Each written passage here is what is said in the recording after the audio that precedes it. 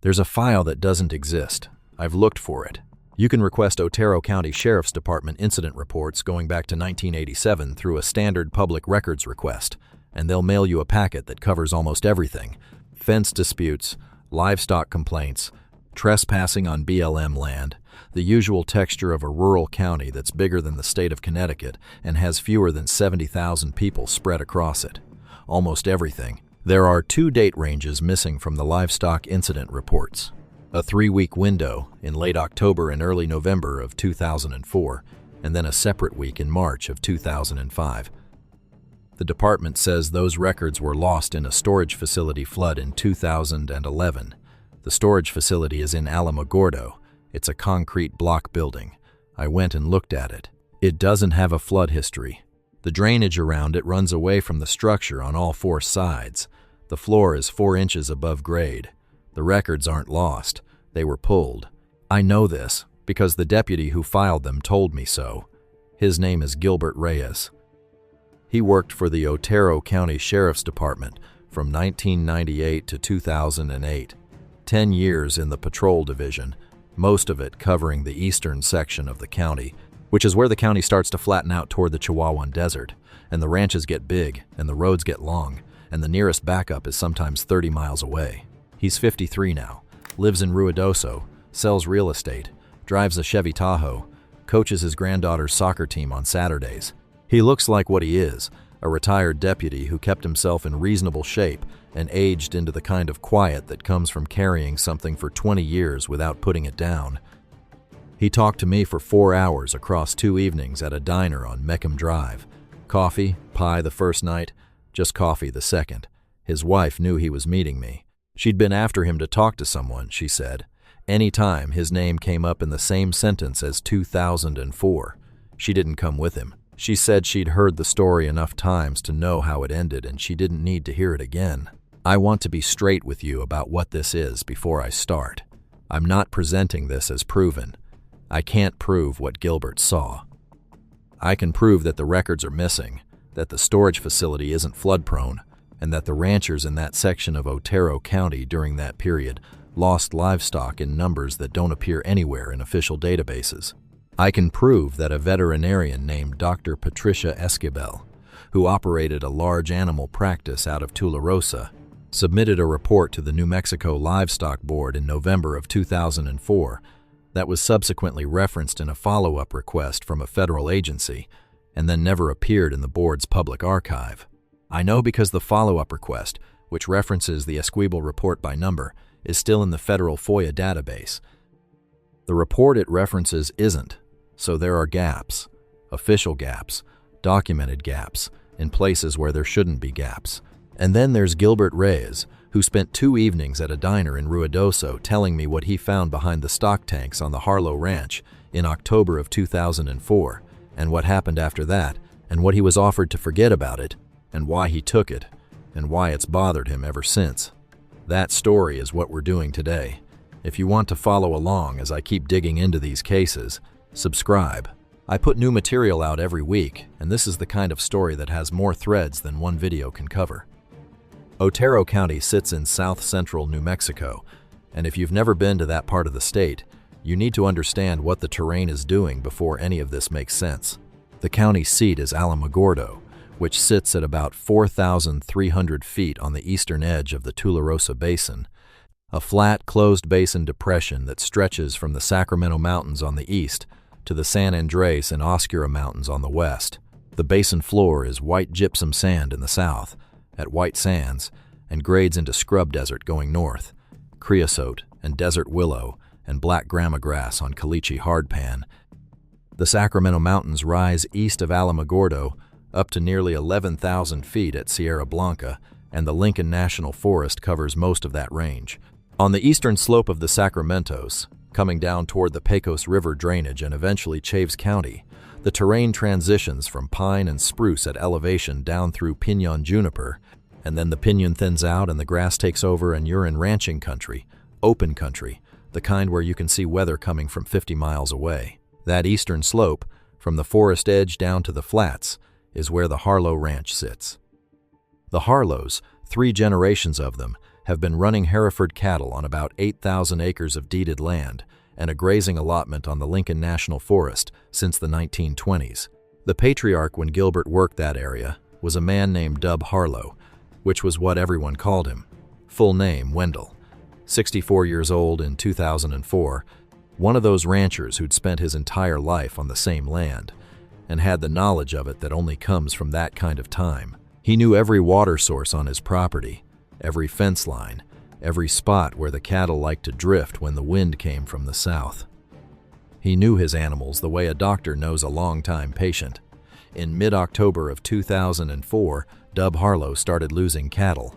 Gilbert got the call on a Thursday morning, the 14th, he thinks, though the incident report would have the exact date, and the incident report is among the missing records. Dispatch said it was a livestock complaint, possible predator damage, rancher requesting a deputy respond. That's a routine call in Otero County. Coyotes get into calves. Occasionally a mountain lion comes down from the Sacramentos. Feral dogs from around Cloudcroft or Tularosa go feral enough to start working livestock. Gilbert had handled dozens of them.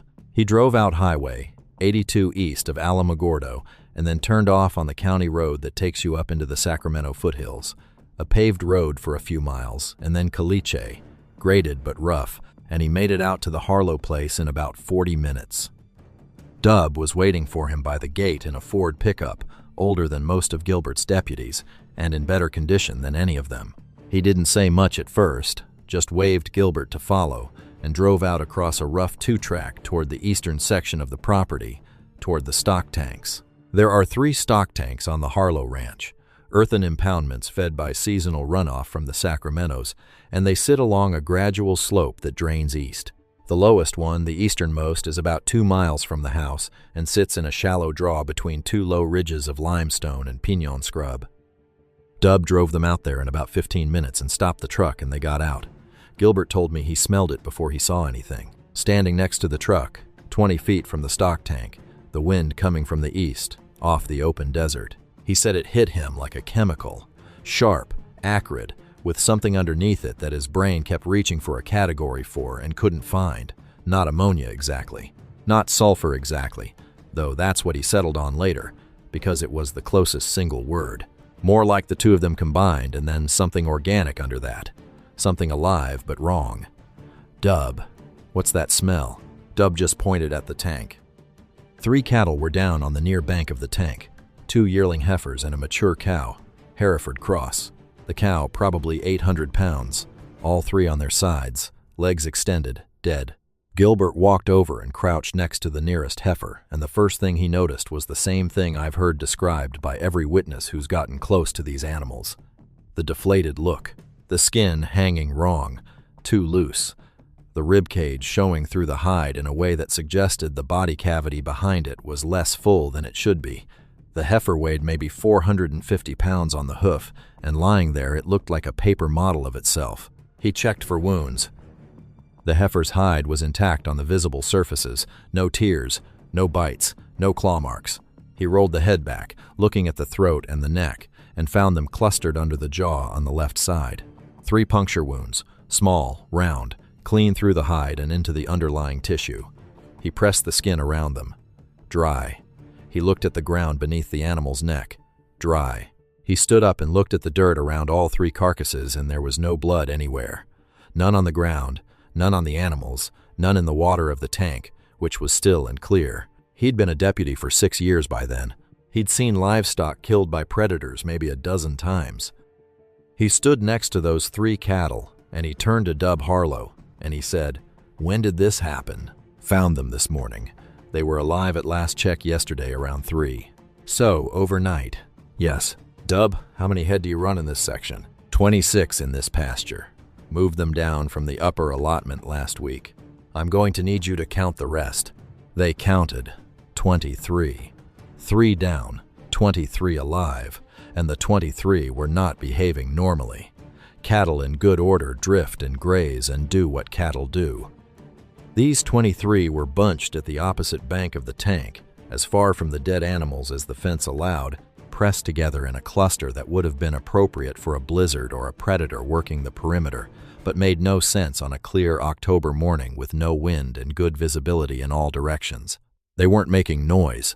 Cattle make noise when they're stressed, bellowing and lowing, and these were silent, just standing, pressed together, facing outward, watching the ridgeline to the east.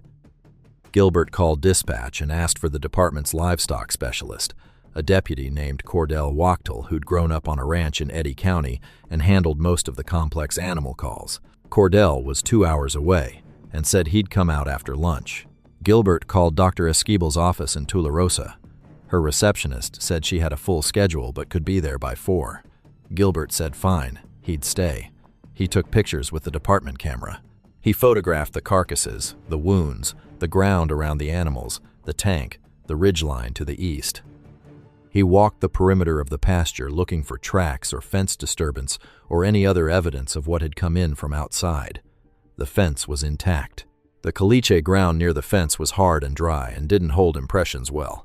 But near the tank, on the muddy margin of the bank, he found something. He described them to me carefully. Impressions in the mud, not deep, left by something that moved lightly for its size. 3-toed, from what he could make out, with the toes long and narrow and spaced wider than a dog's paw but not as wide as a deer's hoof. The stride was unusual. The impressions came from the east, from the direction of the limestone ridge, and they approached the tank in a straight line with no meandering. Something that was walking with purpose, not hunting by scent and covering ground, walking to a specific place. The impressions stopped at the water's edge, and then there was a gap, a few feet where the ground was too wet to hold definition, and then they started again on the far bank and went back toward the ridge. Whatever it was, it had waded across the tank. The tank at that time of year was maybe 2 feet deep at the center and about 30 feet across. Whatever made those impressions had gone through it and to the other bank, and that's where the cattle were. And then it had gone back the way it came. Gilbert photographed the impressions. He got down close with the camera and shot them from multiple angles.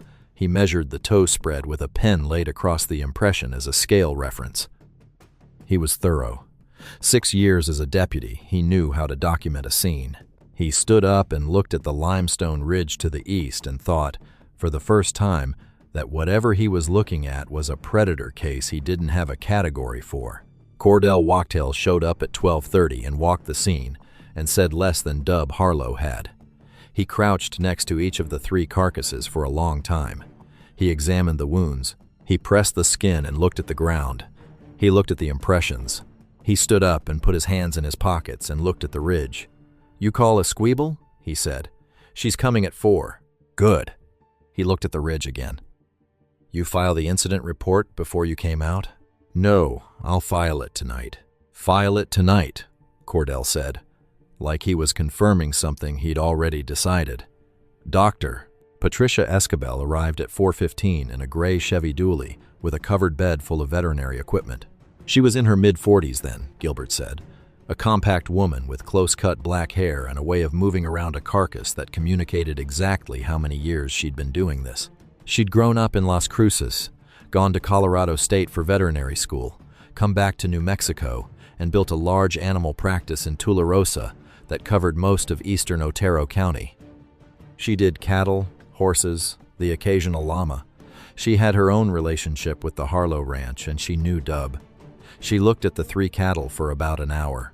She opened her kit and took blood samples from the muscle tissue, which sounds straightforward but isn't when there's no blood, and Gilbert said what she actually drew was a clear fluid from the muscle tissue with a slight pink tint, the only residual blood in the bodies. She took tissue samples from around the puncture wounds. She measured the wounds with a caliper. She photographed them herself. She checked the body temperature of all 3 animals with a rectal thermometer. Gilbert was watching her face while she worked. He said her face was the face of a woman who had decided something 10 minutes into the examination and was spending the rest of the time accumulating confirmation. When she finally stood up and pulled off her gloves, she looked at Gilbert and Cordell and Dub standing in a row watching her, and she said, "These animals have been exsanguinated. Completely. There is no blood in any of them." "From those 3 little holes?"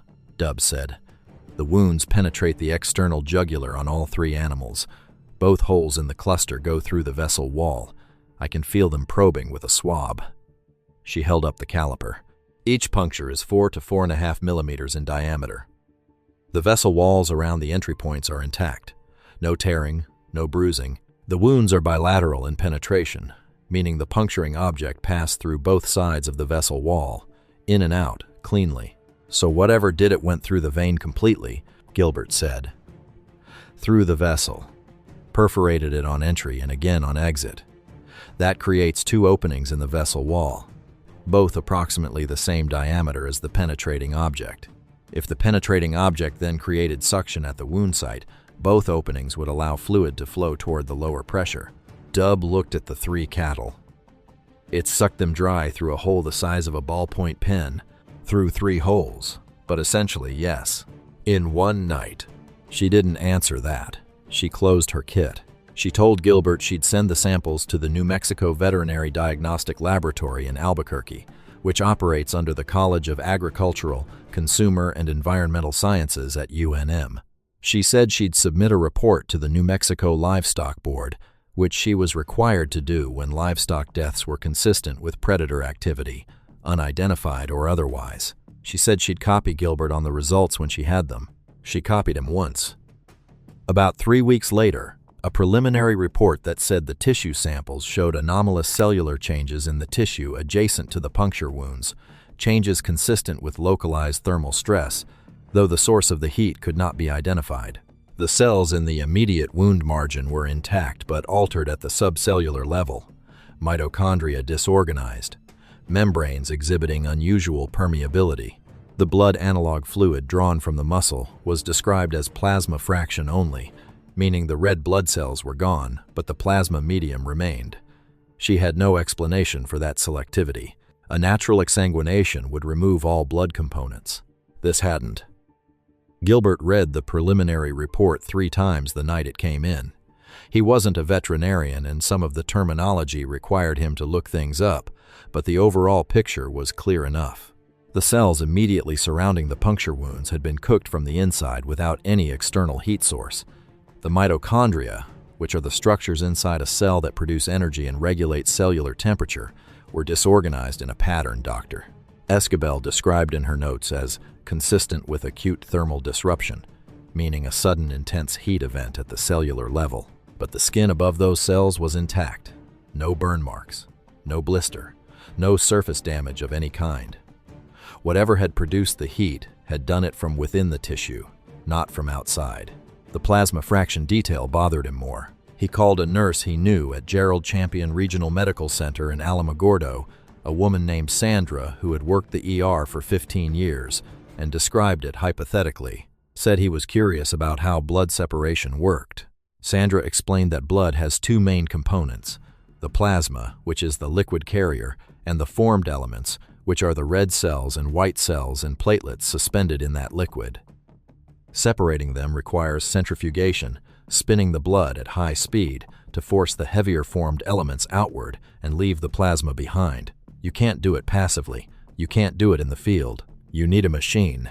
Whatever had fed on those 3 cattle had taken only the red cells, left the plasma behind in the muscle tissue, pale and slightly pink, drained from the circulatory system in some way that defied any model Gilbert could construct. He sat at his kitchen table that night with a legal pad and tried to draw a diagram of how that was possible and couldn't do it.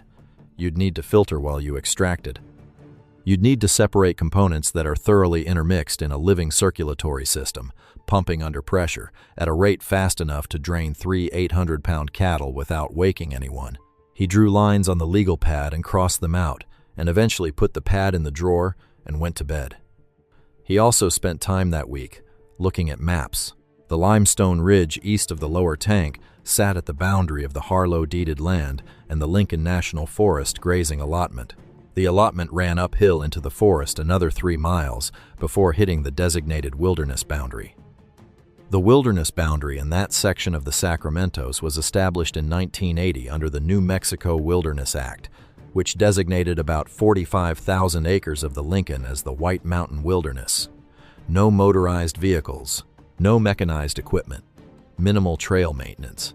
The kind of country where a Forest Service crew might come through once in a summer and see no one else the entire time. He looked at the topographic map and traced the ridge north. It connected through a series of limestone outcrops and piñon-covered saddles to the higher escarpment about 4 miles up, and from there the terrain dropped away to the west toward the Tularosa Basin and dropped away to the east toward the Pecos drainage. The ridge was, effectively, a spine, a continuous geological feature running through 20-plus miles of remote country, accessible from the ranch lands below on the east and from the deep wilderness above on the west, and connected to nothing in between that had a road or a trail on the map. He looked at that ridge on the map for a while.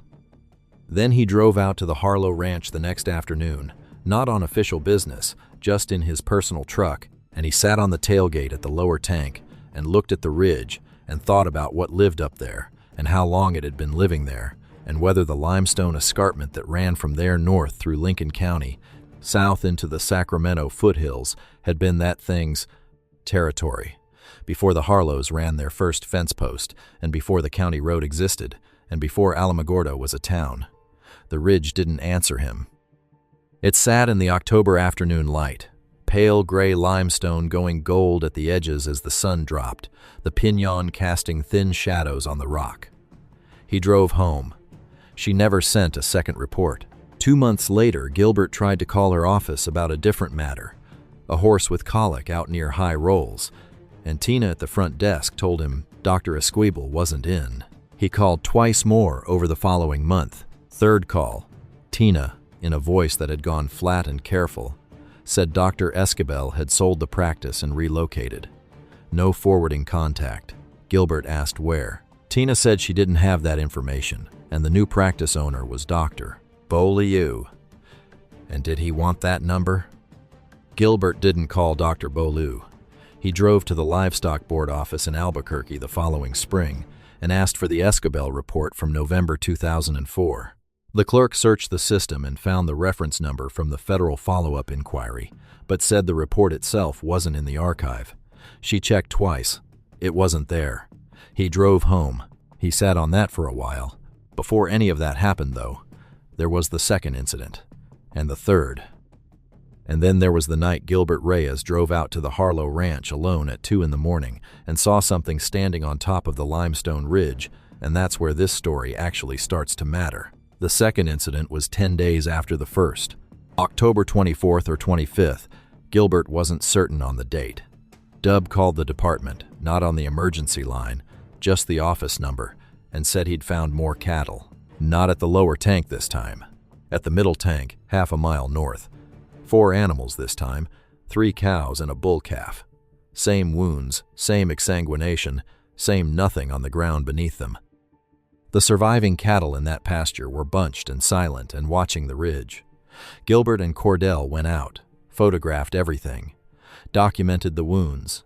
Gilbert looked for the impressions in the mud at the tank margin and found them again, the same 3-toed pattern, but this time the impressions in the approach path were spaced further apart than before, the stride longer, and there were spots in the dry caliche beyond the mud where the impressions should have continued but didn't, as if the gait had changed, from walking to something else, something that left less weight on the ground. The impressions just stopped in the dry dirt about 15 feet from the tank margin, and there was nothing further that he could find in any direction. He told Cordell about it. Cordell said the ground was too hard and he probably just lost the track. You can't lose a track in both directions, Gilbert said. Whatever came in from the east, the impressions stop at the same distance from the tank on that side too.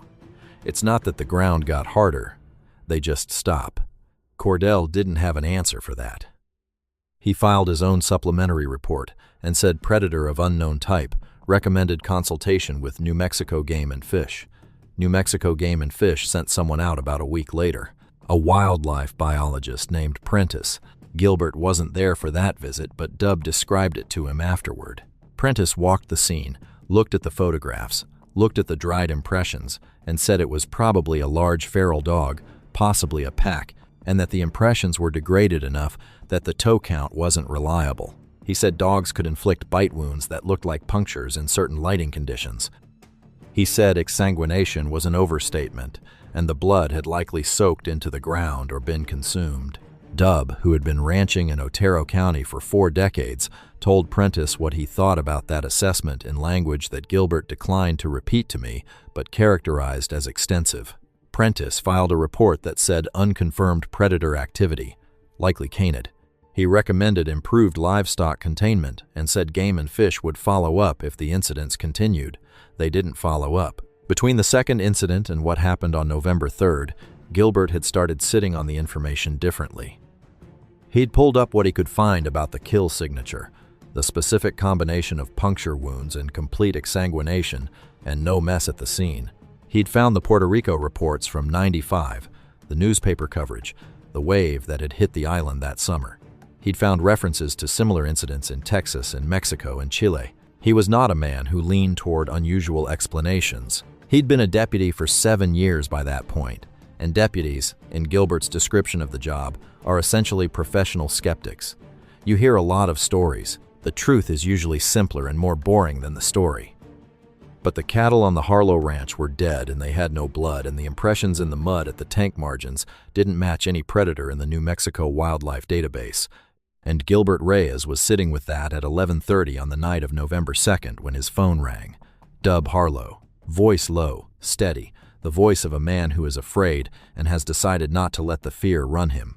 He said something was moving on the limestone ridge above the lower tank. He'd seen it from the house through his night vision scope, which he'd bought 2 months earlier when a mountain lion had been working through a neighbor's horses.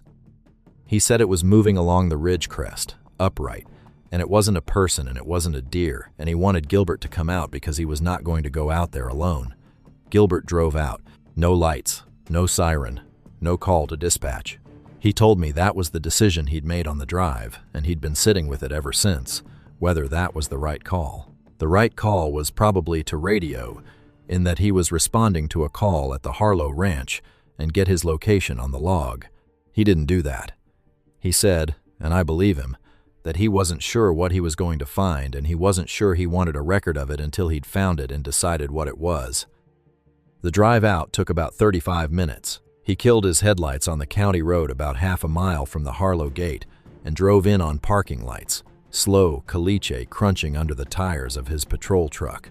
Dub met him at the gate on foot, which meant Dub had walked the half mile from the house in the dark, and that told Gilbert something about how serious Dub was. Dub had the night vision scope, a Gen 2 unit, the kind that amplifies ambient light. He handed it to Gilbert without a word and pointed at the ridge. The ridge ran roughly north to south, about 400 meters east of the lower stock tank. Limestone, pale gray rock, with piñon growing in the crevices and along the top in silhouette. Exposed rock at the crest, the kind of geology you get on the eastern Sacramento flanks where the limestone tilts up and the softer sediment around it has eroded away. Gilbert raised the scope and found the ridge and scanned north to south. He almost missed it because it was still. Whatever he was expecting to see moving, it wasn't moving. It was sitting on a rock near the southern end of the ridge crest, elevated above the surrounding terrain by about 12 feet, and it was sitting in a posture that he described as compact, folded, the body low to the rock with the limbs drawn in, like a bird hunched against cold, except there was no cold. October nights in that elevation run into the 40s at the lowest, and it had only dropped to about 52. He spent a while with the scope on it. Night vision washes color and flattens detail, but you get shape and movement. The shape was wrong for any animal he could place. Too upright even in the folded posture, the spine vertical, the head up and elevated on a neck that was longer in proportion than a dog's or a deer's. He could see the outline of the back, and along the back, along the spine, there were structures he couldn't get a clean read on in the Gen 2 optics. Raised, irregular. Running from somewhere behind the head to somewhere he couldn't see because the rock the animal was sitting on blocked his view of the lower body. He watched it for about 4 minutes. It didn't move. He gave the scope back to Dub, and Dub looked, and they stood there in the dark and didn't say anything. Then it turned its head. Gilbert described this to me twice because I asked him to describe it again, and both times he used the same words. It turned its head and looked at them, not in a sweep of the horizon, not the head-turning behavior of an animal that's picked up a scent or a sound and is trying to orient. It turned directly to them. The head rotated on the neck, and oriented precisely toward the two of them standing at the fence line, 400 meters away, and Gilbert said, through the scope, in the Gen 2 amplified image, he could see the eyes, and the eyes were not catching the ambient light the way an animal's eyes catch it.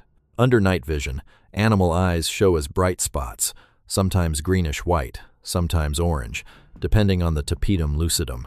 Cats, dogs, deer, coyotes all show this.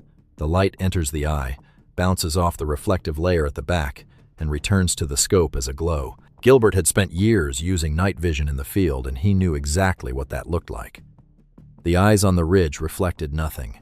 Two dark shapes set wide on the face, large enough to be visible at 400 meters through the scope, and they absorbed the available light without giving any back. Black in a scene where everything else was some shade of gray-green. It looked at them for, he thought, about 10 seconds. Then it stood up.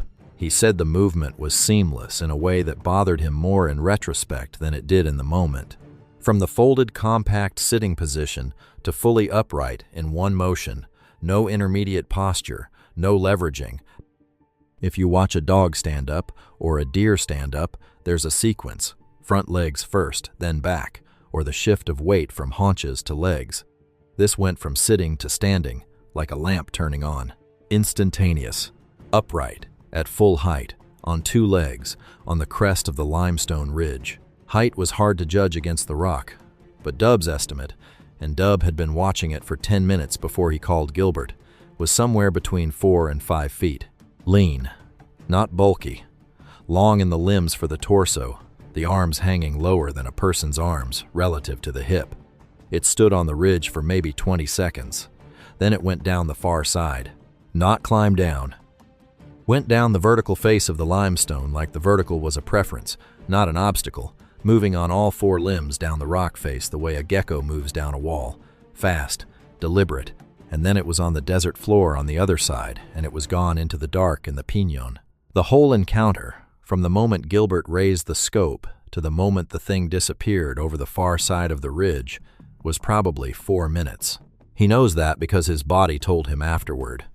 Your sense of time compresses when your adrenaline is running, and he said it felt like 20 minutes, and he knew from experience that meant it was about 4.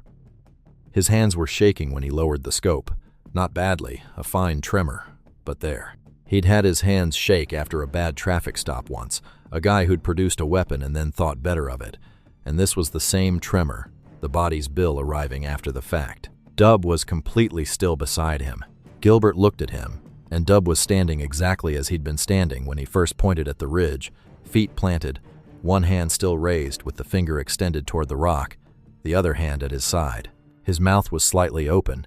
Gilbert put a hand on his arm, and Dub blinked and lowered his hand and exhaled. There was a smell. Gilbert hadn't caught it while the thing was on the ridge. He'd been too focused through the scope, but now, standing at the fence in the dark, it was present. The sulfur smell from the stock tank visits, the one he'd been unable to categorize on that first October morning, was in the air. Not strong, not the wall of chemical he'd encountered at the tank. A trace. The way cigarette smoke lingers in a room an hour after the smoker has left. Something residual, dissipating, carried on the air that came down off the ridge from the east. He looked at the ridge through the scope one more time. Nothing on it. The rock crest was bare in the night vision image, the pinon along it motionless, no sign of anything. He looked at the ground on his side of the fence, the dry caliche between the fence line and the tank. Nothing moving. He swept the scope along the fence line north and south. Nothing. The cattle were still bunched at the far bank of the tank. He could see them in the scope, a white cluster of Hereford backs in the amplified light, absolutely still. Not one of them was grazing or moving toward the water. They were standing the way the cattle at the middle tank had been standing on the morning of the second incident, facing outward, pressed together, watching something that Gilbert's scope could no longer find. He asked Dub later, when they'd gotten back to Dub's truck, whether he'd been watching through the scope when it went down the far face of the ridge. Dub said he hadn't. He'd handed the scope to Gilbert, and then stood there watching with his naked eyes, which in the dark at 400 meters meant he hadn't seen much beyond a shape and the movement of the shape. He said what he'd mostly been aware of was the air. The way the air felt during the 20 seconds the thing stood upright on the ridge crest. He said it felt pressurized, not the way a weather front feels, not the drop before a thunderstorm, more local than that, more directed. Like standing in front of a speaker that was producing a frequency too low for your ears but not too low for the rest of your body. Gilbert had felt it too, though he hadn't had the language for it until Dub said it. Through the scope, watching the thing stand on the ridge and look at them, there had been a quality to the air, a density, that his body registered as distinct from the surrounding night. It had stopped when the thing went down the far side, instantly. One moment the pressure was there, and the next moment the air was just air again. High desert air at 52 degrees, with a light wind from the north carrying the smell of pinon and dry grass and the fading chemical trace. Gilbert and Dub stood at the fence line for a while after that. Dub said, quietly, "I've been on this land for 64 years. My father ran cattle out here from 1921. My grandfather homesteaded the north section before there was a county road. Between the three of us, that's about 130 years of living on this land, and none of us ever saw anything like that." Gilbert drove back to Alamogordo. He filed his incident report at 6 in the morning, after he'd slept for 3 hours and showered and sat with coffee until the sun came up. He wrote what he'd seen, as factually as he could manage. He described the posture, the eye-shine behavior, the movement on the rock face. He noted that the animal was bipedal and appeared to be between 4 and 5 feet in height. He noted the previous incidents and cross-referenced his earlier reports. He submitted it through the standard system and went home and slept. 2 days later, his shift supervisor called him in. Lieutenant Darren Estrada, 22 years on the department, a guy Gilbert liked and respected, a solid cop. Estrada closed the door of his office and sat Gilbert down and put a folder on the desk between them. The folder had Gilbert's incident report in it, and a supplementary page Gilbert hadn't written, and a letter on federal letterhead from an agency Gilbert didn't recognize, an acronym he described to me as 3 letters that didn't correspond to any federal law enforcement body he was familiar with, and which, when he later tried to look it up, returned no results. "Sit down and read this," Estrada said, and left the room. The letter was addressed to the Otero County Sheriff's Department. It acknowledged the incident reports from the Harlow Ranch. All of them, the October ones and the November 3rd report.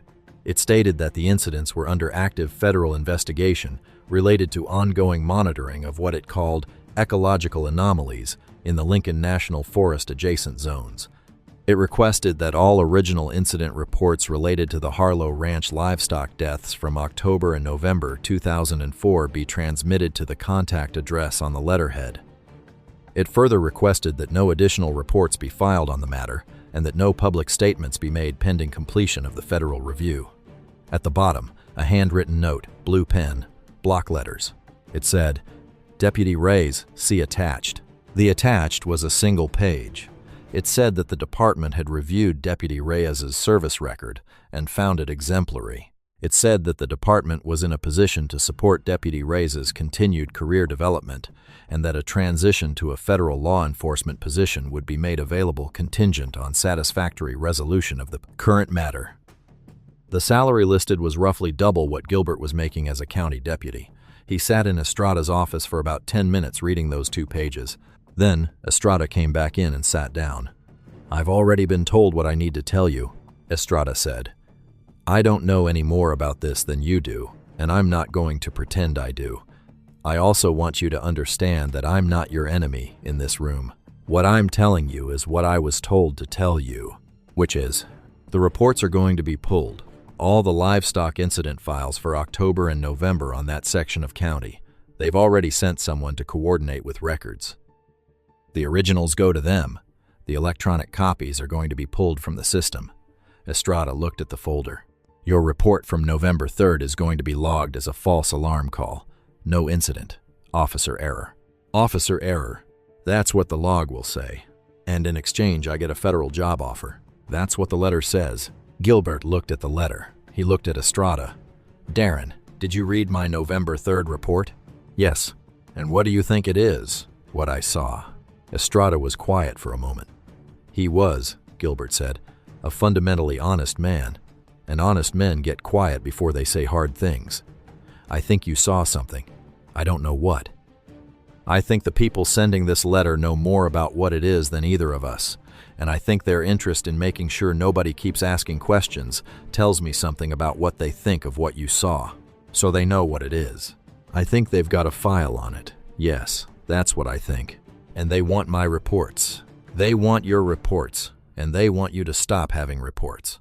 Gilbert took the letter. He drove out to the Harlow Ranch that afternoon. He sat in his truck outside the gate for about 20 minutes, and then he called Dub on his cell phone and told him what had happened, as much of it as he thought was appropriate. Dub listened. Dub said, "Gilbert, I'm 64 years old, and I've got a wife and 2 grown kids and 6 grandkids, and I've been fighting the BLM over my grazing allotment for 15 years, and fighting the county over road maintenance for 12, and I am just flat tired of fighting things. I can't win. I'm not going to fight this." "Even with what we saw?" "What I saw," Dub said, "I don't even know what I saw. What I know is I've got 23 head alive in that pasture right now, and I haven't lost one since that night. And whatever it is, if it's gone, I'd rather it stayed gone. And if it comes back," long pause, "if it comes back," Dub said, "I'm going to call you first and ask what you learned from whatever job those people gave you." Gilbert took the federal offer. He's not proud of that, and he says so without me having to ask. He says he was 33 years old with a daughter in high school and a mortgage on a house in Alamogordo and a wife who had been carrying the household on half the income they needed, and the offer was real money, legitimately real, and the alternative was staying in a county job where his November 3rd report had been officially classified as officer error and his incident reports had been pulled, and whatever he thought he'd seen on that ridge, nobody in his chain of command was going to back him up on it. He left the county department in the spring of 2005. He spent 6 years in the federal position, which he describes in terms that don't make it identifiable, handling what he calls environmental compliance monitoring in the Four Corners region. He drove a gray SUV, he carried a radio, he submitted paperwork. Nobody ever mentioned Otero County to him. Nobody ever mentioned the Harlow Ranch or Dr. Escabel or the 3-toed impressions in the mud at the stock tank. He did his job and kept his mouth shut. But the job took him to places, rural places, by nature of what environmental compliance monitoring requires, which is fieldwork in land that doesn't have a lot of people in it. He covered parts of northwestern New Mexico, southwestern Colorado, southeastern Utah, northeastern Arizona. He drove a lot of miles on BLM roads and Forest Service 2-tracks and County Kalish, and he spent time in terrain that wasn't dissimilar from the Sacramento foothills, high desert, limestone escarpments, pinon, and juniper, long sight lines and very little cover and the kind of quiet that builds on itself after sundown until it has texture. He started noticing things he probably would have filed differently before 2004. A livestock producer in San Juan County, New Mexico, about 200 miles north of Alamogordo, who mentioned to Gilbert during a routine allotment inspection that he'd been finding cattle dead in the same way for 3 seasons running, same wounds, no blood. Gilbert listened to the description and wrote down the producer's name in a personal notebook he'd started keeping, separate from his official reports. He didn't ask follow-up questions. He nodded and wrote and moved on, because he understood by then what happened to people who asked follow-up questions. He has 11 names in that notebook from his 6 federal years. 11 ranchers and farmers across the Four Corners region who described, in varying levels of detail and with varying levels of willingness to talk, livestock deaths with the same signature. Some of them had been dealing with it for years. One of them, a sheep rancher in Mesa Verde country in Montezuma County, Colorado, told Gilbert his grandfather had a name for it in Ute, and that the name translated roughly to the hollow maker. He said his grandfather had told him the hollow maker had been in those canyons since before the ancestral Puebloans left, which puts the oral tradition, if it holds, back to somewhere before 1200 AD. Gilbert wrote that down too. He also noted, in the second year of the federal job, a pattern in the distribution of the livestock deaths he was peripherally aware of through informal rancher conversations. The deaths clustered along certain geological features, limestone ridges and escarpments, specifically, not red rock country, not sandstone, not granite, limestone. The Sacramento Mountains where he'd seen it were limestone. The ridges north of Farmington where 2 ranchers had mentioned losses were limestone. The canyon walls in Mesa Verde country where the Ute rancher's grandfather had given the thing its name were limestone. He looked at a geological map of the Four Corners region and traced the major limestone formations, and then traced the counties where he'd collected names in his notebook, and the overlap was not perfect, but it was not random. He never told anyone in the federal job what he was doing with that information.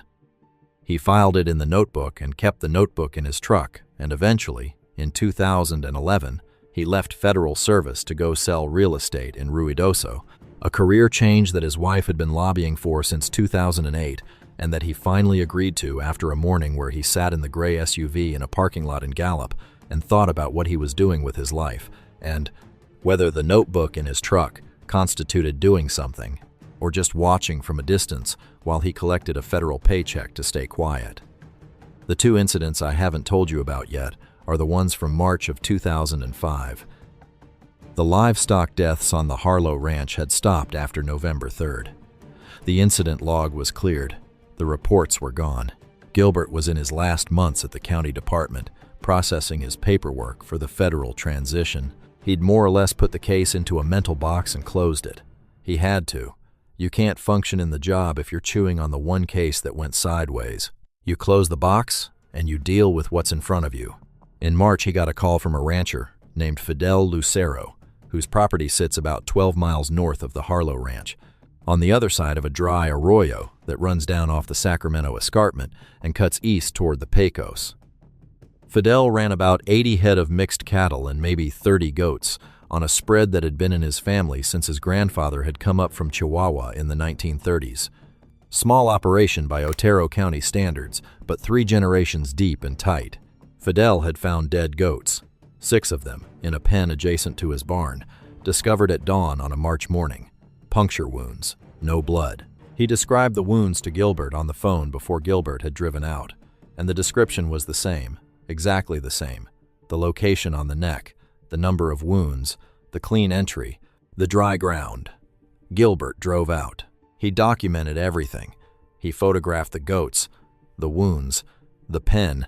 He photographed the ground inside the pen and the ground outside the pen and the dirt road between the pen and the tree line, and he found, on the far side of the road in the dry-packed dirt at the edge of a pinyon grove, a line of 3-toed impressions heading north, disappearing into the pinon.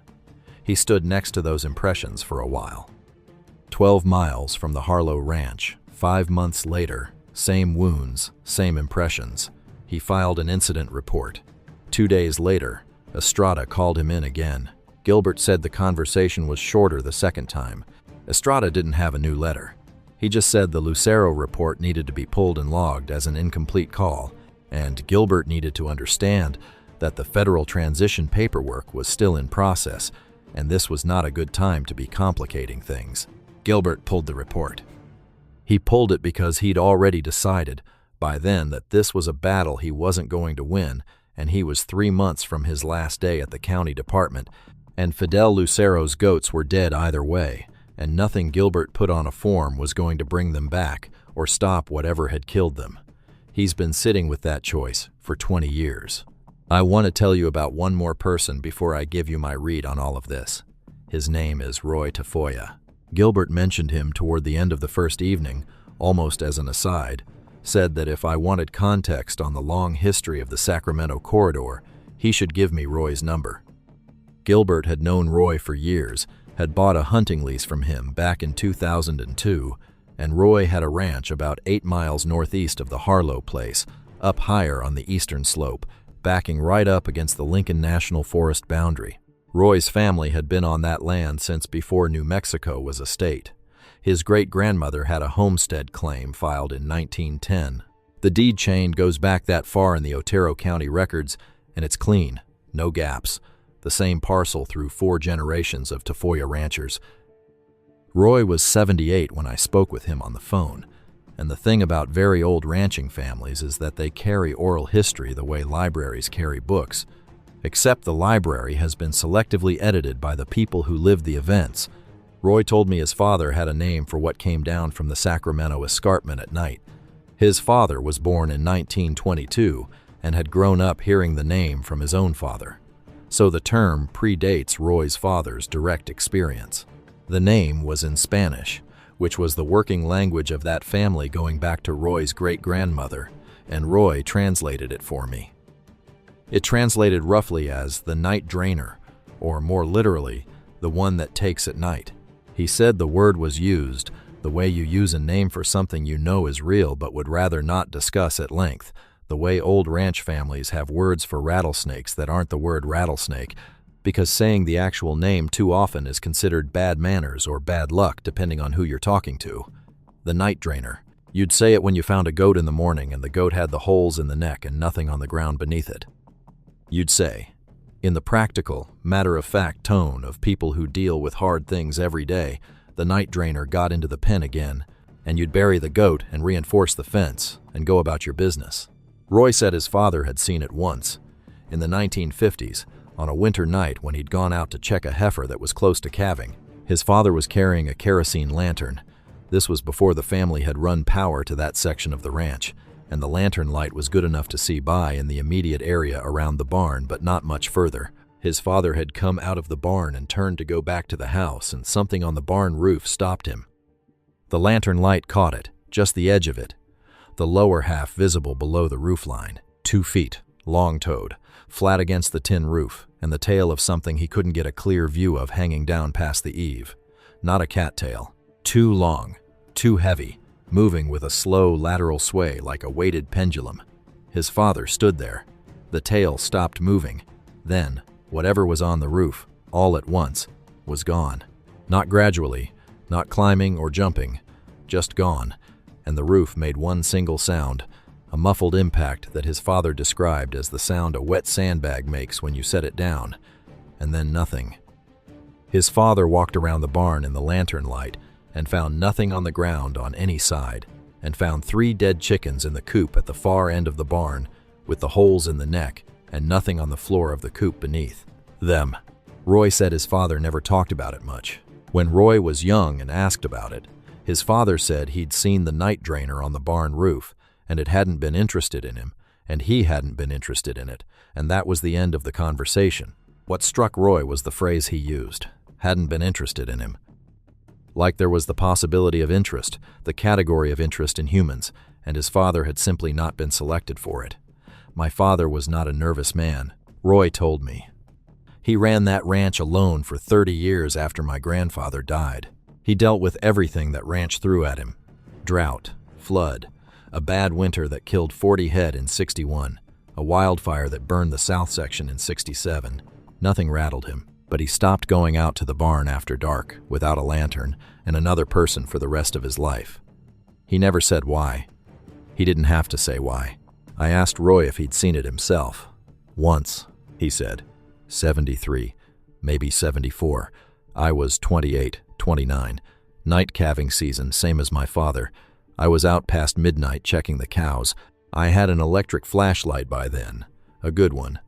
I was walking the fence line and I smelled it. I didn't have to ask him what smell. I knew. I stopped walking.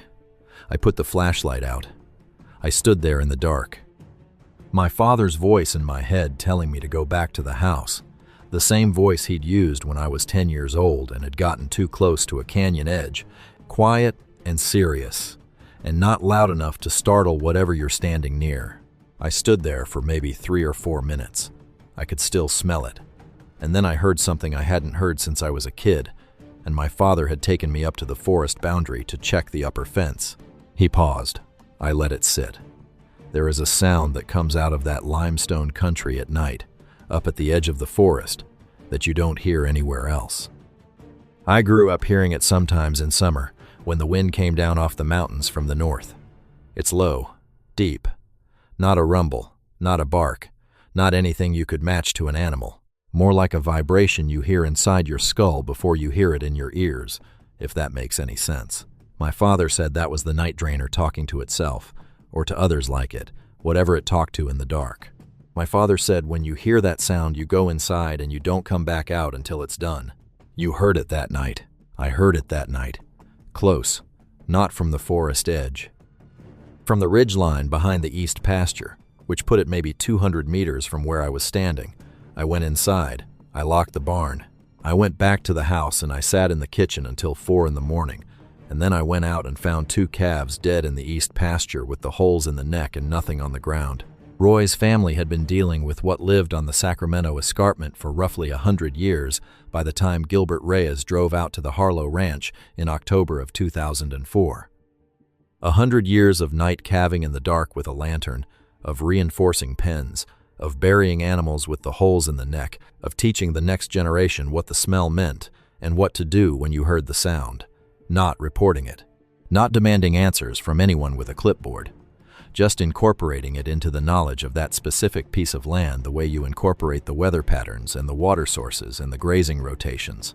This is the land, and this is what the land does, and this is how you live on it. Gilbert's incident reports, his photographs, his documentation, Dr. Esquibel's necropsies and tissue samples and cellular anomaly findings, all of that was new. The creature that produced those reports was not new. It had been on those limestone ridges above the Sacramento escarpment for at least 100 years by Gilbert's count, and Roy Tafoya's family history suggests probably longer than that. And whatever federal entity pulled Gilbert's records had been managing information about it for long enough that the management had become reflexive. Report comes in. Pull the report. Manage the witness. The system had been running long enough that nobody in that system needed to know why anymore. They just knew the protocol. That, to me, is the thing. Not the creature. The creature is the creature. It does what it does. It's been doing it since before Roy Tafoya's great-grandmother filed her homestead claim in 1910. What's harder to metabolize is the institutional layer, the accumulated decades of someone deciding that the right response to 100 years of livestock deaths and first-hand sightings and veterinary documentation is to make sure none of it coheres into a single file that anyone outside the system can read. I want to tell you what I think I understand about the New Mexico case, based on Gilbert's account and Roy Tafoya's family history and the documentary gaps I've been able to verify, and then I want to tell you about the one detail that keeps me up at night. The one thing Gilbert said in 2 evenings of conversation that I haven't been able to file away. The federal response in the New Mexico case is different from what I've seen documented in other states. In Puerto Rico, the government's reaction to the 1995 wave was essentially noise suppression, sending a man from the agriculture department who didn't want to hear what the farmers told him, issuing a feral dog determination, letting it fade. In Texas, the approach appears to have been similar. Reports written, attributed to canids, filed, and forgotten. In Chile, the SAG investigation was active, but the findings were attributed to dogs, regardless of what the veterinarians documented, and at least one veterinarian's physical samples disappeared from institutional custody. In New Mexico, someone dispatched an entity Gilbert couldn't identify to personally pull the physical records, coordinate with county law enforcement, and offer financial inducement to the reporting deputy. That's a different order of response. That's not noise suppression. That's active remediation of a specific witness's documented observations, combined with what amounts to a quiet buyout. What does that tell you? It tells you that someone, somewhere in the federal apparatus, had a reason to care specifically about what Gilbert Reyes had observed, and specifically about his November 3rd incident report. It tells you that his observation had a quality, or a specificity, or a location significance, that the standard livestock predator noise suppression approach was insufficient to manage. Whatever Gilbert saw on that limestone ridge above the lower stock tank, it was worth 300 miles of driving and a job offer, and the physical removal of physical records to make sure nobody read his description of it. He's asked himself why for 20 years. He's landed on 2 answers, and I'm going to give you both. The first is that what he saw is real, and the entity managing information about it knows it's real, and has a strategic interest in keeping that knowledge contained. That interest could be scientific, if the creature is a genuine biological unknown, and someone wants to study it without the disruption of public awareness. It could be military, if the Lincoln National Forest adjacent land, which includes White Sands Missile Range 20 miles to the west and Holloman Air Force Base about 40 miles southwest, has a connection to whatever is living on those limestone ridges that nobody's supposed to know about. White Sands has been a closed federal reservation since 1945, The missile range covers about 672 square miles and shares a border with Otero County ranching land on its eastern and northern edges. Holloman is an active-duty Air Force base. The concentration of federal restricted land in that county is higher than almost anywhere in the continental United States outside of Nevada. Gilbert doesn't say that correlation is an explanation. He's careful about that. He just notes that the geography is what it is, and the response was what it was, and those two things sit next to each other in his mind without either one explaining the other. The second answer he's landed on is simpler and in some ways more disturbing. He thinks that whoever pulled those records doesn't know what it is either. He thinks the response was containment, not concealment of something understood. He thinks someone in the federal system knows that something is out there in those limestone ridges and along the Sacramento escarpment and has been there for long enough that their policy response has calcified into a reflex. Report comes in, pull the report, manage the witness, attribute to canids. Not because they have the answer, but because they've decided the alternative to having the answer is to make sure the question stops being asked. That second interpretation is the one that stays with me. A government that knows what it is can at least theoretically do something about it. A government that's spent decades reflexively suppressing information about something it doesn't understand is just keeping people from knowing the question while the thing keeps living on the limestone ridges and coming down to the stock tanks at night and killing cattle in ways that no predator in any field guide can replicate. The last thing Gilbert told me at the end of the second evening was about something that happened to him in 2017. He'd been out of federal service for 6 years. He was selling real estate. He drove out to the Sacramento foothills to look at a property, a parcel of land east of Cloudcroft, listed by a seller who hadn't been on it in 3 years and wanted someone to do a visual for the listing. Gilbert drove out on a November afternoon, late enough that the shadows in the pinon were getting long, and he found the property and walked the boundary and took pictures. The property's eastern boundary ran along a limestone ridge. Not the same ridge.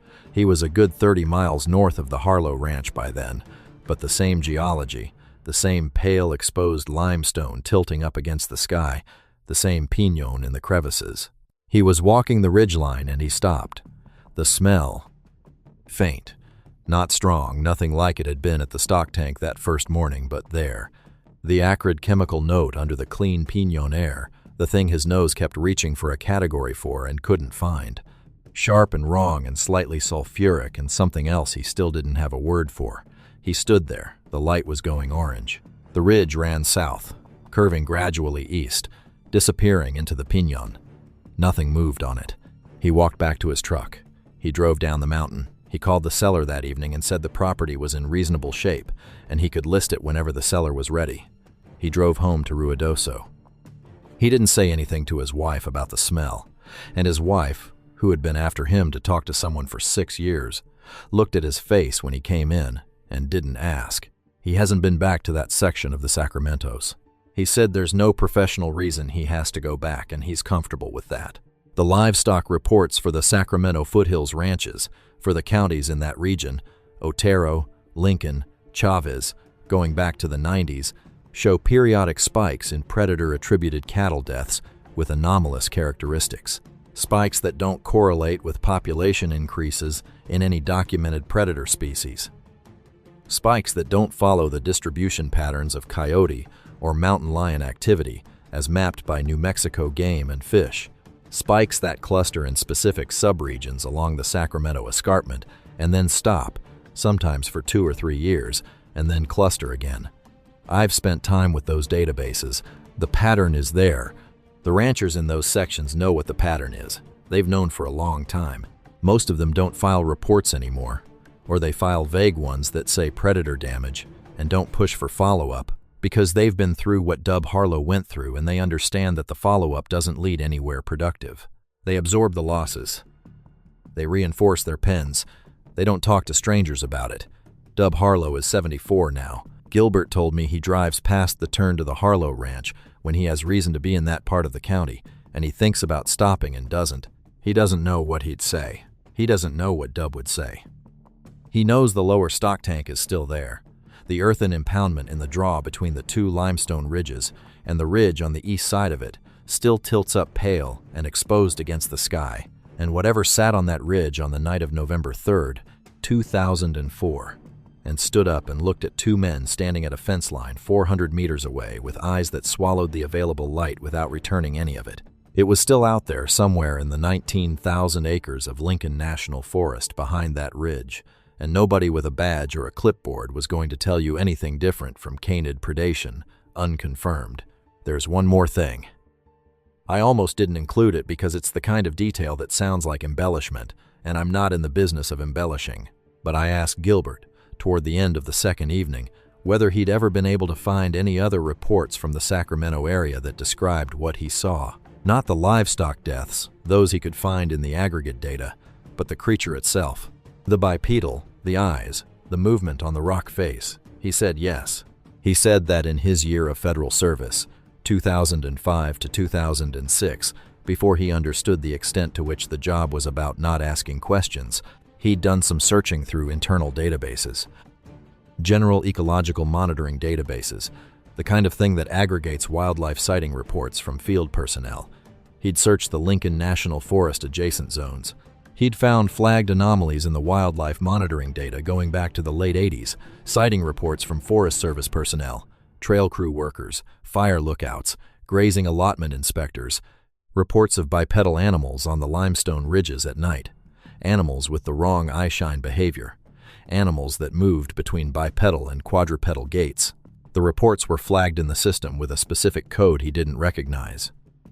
When he queried the code, the system said access restricted. Contact supervisor. He didn't contact his supervisor. He wrote down the code on a piece of paper he still has. I asked him what the code was. He looked at his coffee for a while. Then he said, "If I give you that code and you go looking for it and you find something, I want you to think real carefully before you do anything with it. Because when I found it, it wasn't alone. There were other codes adjacent to it in the classification tree. Codes for other regions, not just New Mexico, not just the Southwest. There were adjacent codes that covered regions I wasn't expecting." He told me what code range the adjacent classifications covered. I'm not going to repeat that here, because I need to verify it before I put it out, and because there are people who know more about how these classification systems work than I do, and I'd rather be right than fast. What I can tell you is that if the code ranges Gilbert described to me are accurately remembered and accurately interpreted, then the category of events we're talking about, the livestock deaths, and the bipedal animals with the wrong eyes, and the three-toed impressions, and the sulfur smell, and the cellular anomalies in the wound tissue, is not a regional anomaly. It's not confined to New Mexico. It's not confined to the Southwest. It's not confined to the Americas.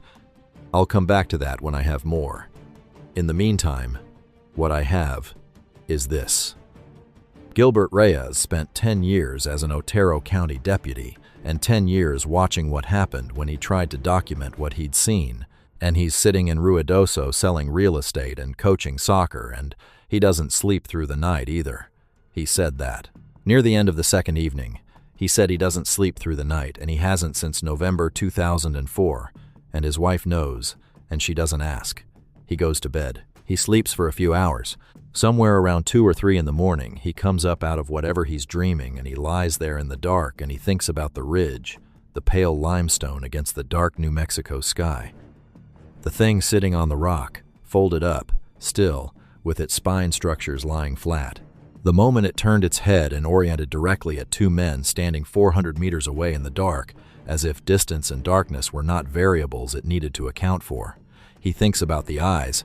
He thinks about the way they looked through a Gen 2 night vision scope, dark against the amplified ambient image, absorbing the available light and giving nothing back. He thinks about what kind of eye does that and why, and what sees through an eye like that, and what it's looking for in the dark above the stock tanks on the Sacramento escarpment. He told me, and I'm quoting him here as closely as I can, "The thing that gets me isn't what it is. I've stopped trying to figure out what it is. What gets me is that it looked at us. It turned and looked directly at us in the dark from 400 meters away, and then it stood up. It didn't run. It stood up and it waited, and then it left at its own pace. That's not prey behavior. That's not predator behavior. That's something deciding we weren't worth its time.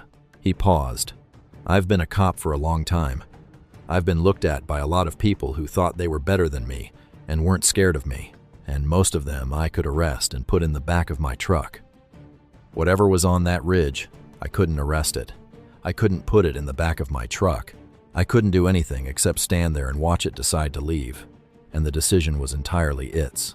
He finished his coffee. He looked at the check on the table. He said, "That's what I want people to understand. It's not out there suffering. It's not confused or lost or displaced. It's up in those rocks doing exactly what it's always done, and whatever it's always done has been working for it for a very long time, and whatever we decide about it, it is already decided about us." He left a cash tip and put on his jacket and walked out to his Tahoe and drove home. The records are still missing. The Esquivel report is still not in the Livestock Board archive. The federal follow-up that references it is still in the FOIA database. Reference number intact, source document absent. The Lincoln National Forest adjacent livestock databases still show the clustering pattern along the Sacramento escarpment. The classification code is still on a piece of paper in Gilbert Reyes's desk drawer in Ruidoso, New Mexico. The cattle on the Harlow Ranch stopped dying after November 3, 2004. Dub Harlow is still ranching, or his son is, on the same 8,000 acres. The lower stock tank is still in the draw between the two ridges, and the eastern ridge still tilts up pale limestone against the sky, and something is still up in the Lincoln National Forest doing what it's always done, and the official explanation is dogs. It's always dogs.